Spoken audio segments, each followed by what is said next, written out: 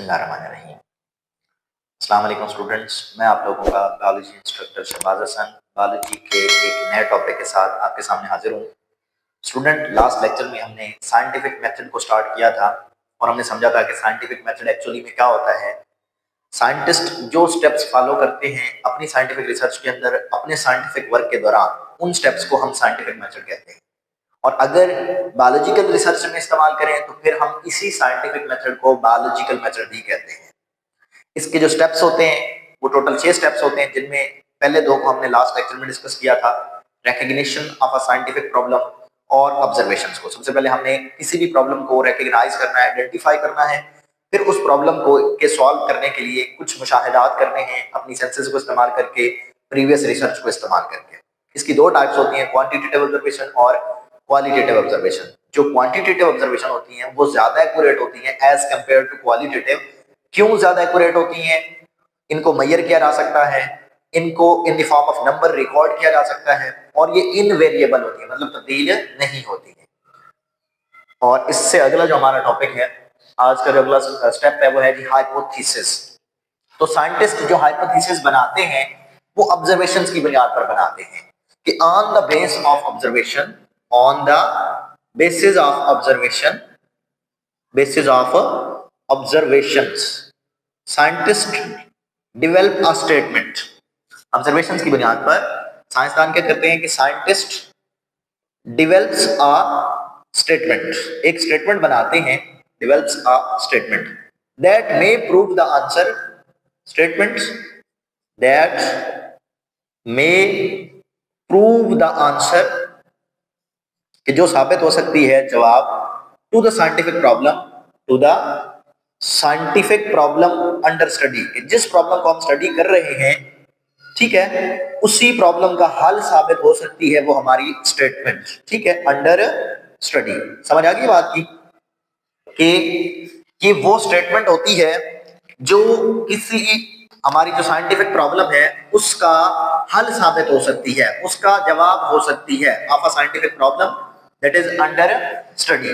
ठीक है, तो अब इससे डेफिनेशन क्या बना सकते हैं कि जो टेंटेटिव आंसर है किसी भी साइंटिफिक प्रॉब्लम का, उसको हम हाइपोथेसिस कहते हैं। वैसे उर्दू में इसको मफरूजा भी कहते हैं हाइपोथेसिस को, कि टेंटेटिव आंसर मतलब जो आर्जी हम जवाब देते हैं या एक स्टेटमेंट लिखते हैं, tentative answer to a scientific problem, एक साइंटिफिक प्रॉब्लम का जो आर्जी जवाब है उसको हम क्या कहते हैं जी, is called hypothesis, is called hypothesis. समझ आ रही है कि किसी भी साइंटिफिक प्रॉब्लम का जो हमारे पास टेंटेटिव आंसर होता है उसको हम क्या कहते हैं जी, हाइपोथेसिस। किसी भी सिंगल प्रॉब्लम के लिए साइंटिस्ट बहुत सारे हाइपोथेसिस बनाते हैं, ठीक है स्टूडेंट्स। और एक अच्छे हाइपोथेसिस की कैरेक्टरिस्टिक्स क्या होती हैं, ये बहुत इंपॉर्टेंट शॉर्ट क्वेश्चन है, वो हम देखते हैं कि characteristics of a hypothesis, characteristics of a hypothesis.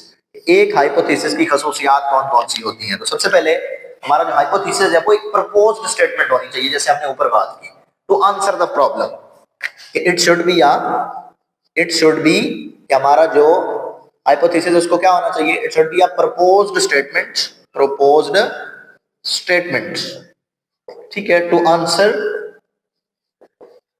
The problem, to answer a problem. जो प्रॉब्लम है उसको, उसकी एक ये स्टेटमेंट होनी चाहिए उसके लिए, ठीक है। दूसरे नंबर पे क्या होना चाहिए जी, it should always matches with available observation, या इट ऑलवेज मैचेस, इसको मैच करना चाहिए, it always matches with the available observations, with the available observations, कि जो हमने ऑब्जर्वेशन की है उसी से ही इसको मिलता जुलता होना चाहिए। ऐसा ना हो कि हमारी ऑब्जर्वेशंस कुछ और हो और हमारा हाइपोथेसिस उससे रिलेट ही ना कर रहा हो, ठीक है।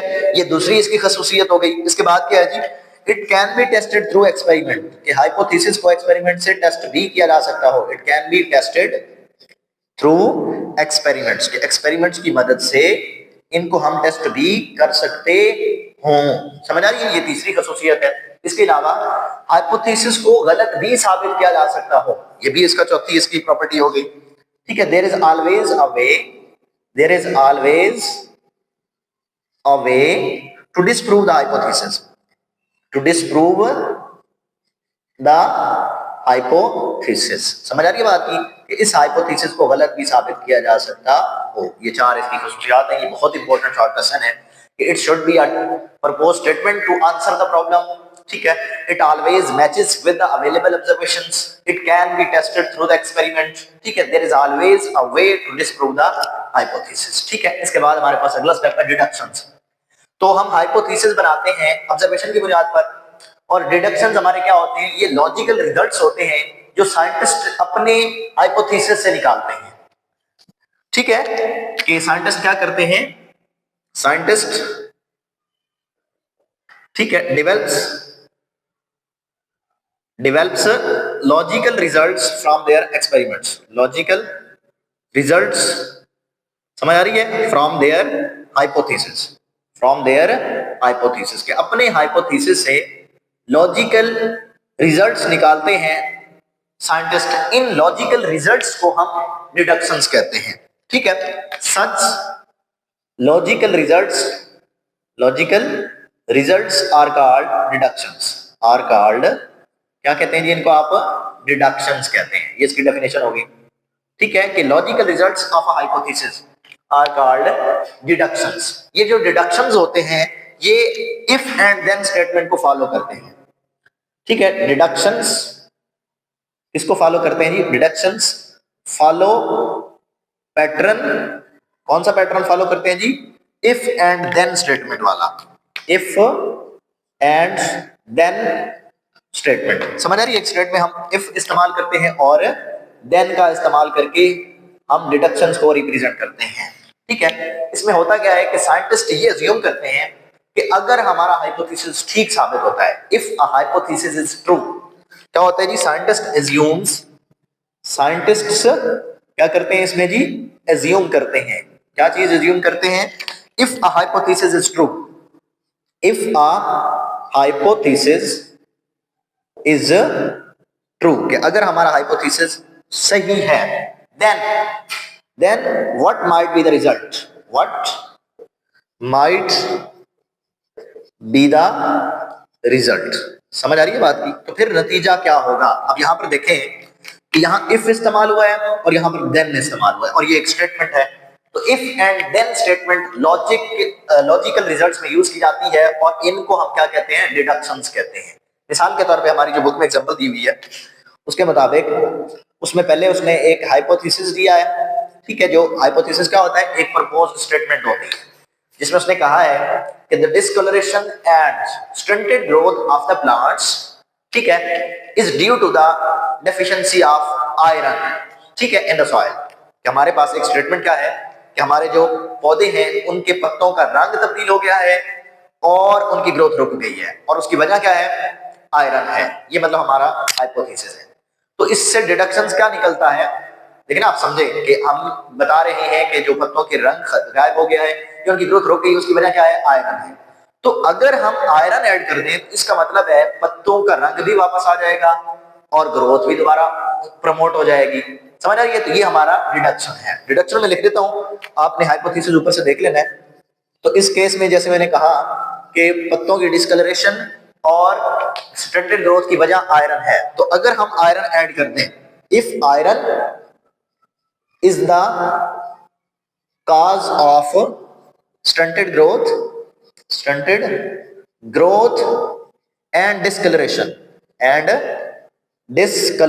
कि अगर पत्तों की डिस्कलरेशन और स्टंटेड ग्रोथ की वजह आयरन है, देन एडिंग आयरन, कि अगर हम ऐड कर दें आयरन, एडिंग आयरन, क्योंकि मसला यही है, अब मसला खत्म हो जाएगा। Then adding iron promote growth and colour of the plants, colour of the plants. ये हमारे पास क्या है जी, रिडक्शन है। जैसे हमने कहा था कि ये क्या बताते हैं कि साइंटिस्ट अज्यूम करते हैं कि अगर हाइपोथेसिस ठीक हुआ तो रिजल्ट क्या होगा। यहां पर अगर हमारा हाइपोथेसिस ठीक है कि आयरन ही वजह है, तो फिर अगर हम आयरन दे देंगे तो रिजल्ट क्या होगा कि पत्तों का रंग भी ठीक हो जाएगा और ग्रोथ भी ठीक हो जाएगी। तो ये हमारे पास थे डिडक्शंस। इसके बाद हमारे पास अगला जो पॉइंट है वो है एक्सपेरिमेंट का। It is the most basic step of a hypothesis. MCQs में पूछा जा सकता है कि most basic step of a scientific method, basic step of a scientific method, सबसे बुनियादी जो मेथड स्टेप होता है वो साइंटिफिक मेथड का कौन सा होता है जी? एक्सपेरिमेंट का होता है। समझ आ रही है? साइंटिस्ट परफॉर्म करते हैं experiments to test all the hypothesis. Scientist क्या करते हैं? साइंटिस्ट्स क्या करते हैं जी? Performs experiments, performs experiments. समझ आ रही है बात की? एक्सपेरिमेंट क्यों करते हैं?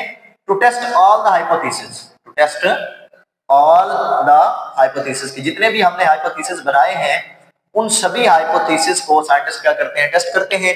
और अगर हमारा एक एक्सपेरिमेंट सक्सेसफुल होता है तो उस सक्सेसफुल एक्सपेरिमेंट में जो हाइपोथेसिस सही साबित होता है उसको एक्सेप्ट कर लिया जाता है और जो हाइपोथेसिस गलत साबित होता है उसको रिजेक्ट कर दिया जाता है। अब जो एक्सेप्टेड हाइपोथेसिस है उसके ऊपर फर्दर उससे डिडक्शंस निकाली जाती हैं, उसके ऊपर फर्दर एक्सपेरिमेंट किए जाते हैं ताकि हम मजीद बेहतर से बेहतरीन नताइज की तरफ जा सकें। एक और चीज जो बहुत इंपॉर्टेंट है इस एक्सपेरिमेंट में, साइंटिस्ट टू सेटिंग्स का इस्तेमाल करते हैं, मतलब टू ग्रुप्स इन्वॉल्व करते हैं। एक को हम कहते हैं कंट्रोल ग्रुप और दूसरे को हम कहते हैं, क्या कहते हैं जी? दूसरे को एक्सपेरिमेंटल ग्रुप। ये दो ग्रुप का इस्तेमाल करके साइंसदान जो है वो क्या करते हैं जी? एक्सपेरिमेंट को कर रहे होते हैं। अब मिसाल के तौर पे जो हमारी बुक में एग्जांपल मेंशन्ड है कि अगर हम चेक करना चाहते हैं कि कार्बन डाइऑक्साइड जो है वो जरूरी है फोटोसिंथेसिस के लिए, तो हम क्या करेंगे? एक ही तरह के दो पौधे लेने हैं, एक को हमने कार्बन डाइऑक्साइड मुहैया करनी है और एक को हमने कार्बन डाइऑक्साइड मुहैया नहीं करनी। क्यों? क्योंकि फोटोसिंथेसिस का अमल वहीं पर होगा जहां पर कार्बन डाइऑक्साइड होगी। अब जिसको आप कार्बन डाइऑक्साइड नहीं देंगे वो कौन सा होगा और जिसको आप देंगे वो कौन सा होगा? ठीक है, जिसको आपने कार्बन डाइऑक्साइड नहीं देनी वो हमारे पास क्या है जी? एक्सपेरिमेंटल ग्रुप होगा। कार्बन डाइऑक्साइड इसको आपने क्या करना है? नहीं देनी। और इधर आपने कार्बन डाइऑक्साइड उस पौधे को आपने जिसको देनी है वो हमारा एक तो वो कंट्रोल ग्रुप वाला होगा और इसको हमने देनी है, और एक्सपेरिमेंटल ग्रुप वाला कौन सा होगा? जिसके ऊपर हम चेक करना चाहते हैं कि क्या कार्बन डाइऑक्साइड इंपॉर्टेंट है फोटोसिंथेसिस के लिए। तो जब हम इसको कार्बन डाइऑक्साइड नहीं देंगे तो इसमें फोटोसिंथेसिस नहीं होगी। इसको कार्बन डाइऑक्साइड मिल रही है तो इसमें फोटोसिंथेसिस होगी। तो इसका मतलब क्या है कि यही प्लांट ग्रो करेगा और इसका जो कलर है वो भी गायब होना शुरू हो जाएगा और ये मुरझाना शुरू कर देगा और अल्टीमेटली डाई हो जाएगा। तो इससे क्या नतीजा निकलता है इस एक्सपेरिमेंट से? कि सही बात है कि फोटोसिंथेसिस के लिए कार्बन डाइऑक्साइड जरूरी है। समझ आ रही है बात की? कि इन एक्सपेरिमेंट से हम ये साबित करेंगे। मैं दोबारा बता दूं कि एक्सपेरिमेंटल ग्रुप हमने वो लेना है जिसको हमने वो कार्बन डाइऑक्साइड नहीं देनी है, क्योंकि हम चेक करना चाह रहे हैं कि क्या कार्बन डाइऑक्साइड इसके लिए जरूरी है या नहीं है। और कंट्रोल ग्रुप को आप देंगे तो कंट्रोल ग्रुप वाला जो पौधा होगा, दोनों सेम थे, एक ही तरह के पौधे थे, तो इसमें फोटोसिंथेसिस होगी, इसकी ग्रोथ भी होगी। इसमें फोटोसिंथेसिस नहीं होगी तो इसकी ग्रोथ भी नहीं होगी। तो इससे ये नतीजा निकलता है कि फोटोसिंथेसिस के लिए कार्बन डाइऑक्साइड निहायत जरूरी है। तो ये हमारा पांचवा स्टेप था एक्सपेरिमेंट का। इसके बाद हमारे पास है रिजल्ट्स। ठीक है, हमने जितने भी ये सारा कुछ किया है, हमने ऑब्जर्वेशन बनाई, हाइपोथेसिस बनाए, डिडक्शंस निकाली, ठीक है, एक्सपेरिमेंट करके उनको चेक किया, सही जो साबित हुए उनको जो है ना हमने फर्दर एक्सपेरिमेंट के लिए दोबारा उसके ऊपर एक्सपेरिमेंट किए और जो है ना रिजल्ट्स निकाले। तो अब साइंटिस्ट इस छठे स्टेप में क्या करते हैं जी? साइंटिस्ट गैदर करते हैं data from their experiments. Scientist क्या करते हैं जी? साइंटिस्ट्स गैदर डाटा, कि वो डाटा को इकट्ठा करते हैं from their experiments, from their experiments, जो उन्होंने तजर्बात किए हैं उनसे निकलने वाले डाटा को इकट्ठा करते हैं। ठीक है, समझ आ रही है? दे एनालाइज द डाटा, या जिसको आप कहेंगे they use statistical techniques, statistical analysis. ठीक है, एनालिसिस, समझ आ रही है? एनालिसिस एंड ग्राफ्स, कि वो ग्राफ्स को यूज करते हैं, स्टैटिस्टिकल एनालिसिस को यूज करते हैं। किस मकसद के लिए यूज करते हैं जी? To summarise the results, to summarise the results, के वो इन रिजल्ट्स की एक समरी बना सकें, टू समराइज द रिजल्ट्स। समझ आ रही है बात की? कि जितना उन्होंने ये सारे कुछ एक्सपेरिमेंट किए होते हैं और उन एक्सपेरिमेंट से जो नतीजे निकल रहे होते हैं उनको वो स्टैटिस्टिकल टूल्स को इस्तेमाल करके और ग्राफ्स की सूरत में जाहिर करते हैं। ठीक है, ताकि हमें एक ब्रीफ समरी मिल जाए कि इस जो प्रॉब्लम हमने सिलेक्ट किया, फिर उसके ऊपर ऑब्जर्वेशन की, फिर उसके ऊपर हाइपोथेसिस बनाए, फिर डिडक्शंस निकाली, फिर एक्सपेरिमेंट किया। ठीक है, जो रिजल्ट हमारा निकला है उसको हम ग्राफ की सूरत में या स्टैटिस्टिकल टूल्स की सूरत में, एनालिसिस की सूरत में उसको रिप्रेजेंट करते हैं। ठीक है स्टूडेंट्स, इसके बाद ये जो रिजल्ट्स हैं वो जो कोई भी साइंटिस्ट होता है वो इन रिजल्ट्स को पब्लिश करता है साइंटिफिक जर्नल्स में, बुक्स की सूरत में। ठीक है, या अपने जो दूसरे साइंटिस्ट होते हैं उनके साथ भी शेयर करता है। ठीक है। और इसके लिए रिपोर्टिंग की जाती है, मतलब जो भी हमने एक एक्सपेरिमेंट परफॉर्म किया, साइंटिफिक मेथड के ऊपर रिसर्च की, तो इसकी जो रिपोर्टिंग होती है वो एक रिपोर्ट बनाता है, ठीक है। और इस रिपोर्ट को नेशनल लेवल पर भी सेमिनार के अंदर वो डिफेंड करता है और इंटरनेशनल लेवल के ऊपर भी वो इसको डिफेंड करता है, ठीक है। जो उसने मतलब इस तमाम स्टेप्स को फॉलो करके रिजल्ट्स निकाले होते हैं किसी भी साइंटिफिक मेथड के अंदर, उनको डिफेंड करना एक साइंटिस्ट जो है ना वो कर रहा होता है, नेशनल लेवल पर भी और इंटरनेशनल लेवल पर भी। ठीक है स्टूडेंट्स, तो आज का हमारा यही टॉपिक था। मैं उम्मीद करता हूं कि आपको ये अच्छे से समझ आ गया होगा। आपने जो भी क्वेश्चन हो आपका वो कमेंट बॉक्स में पूछना है और मैं कोशिश करूंगा कि आपको जल्द से जल्द उसका आंसर दिया जाए। अल्लाह हाफिज।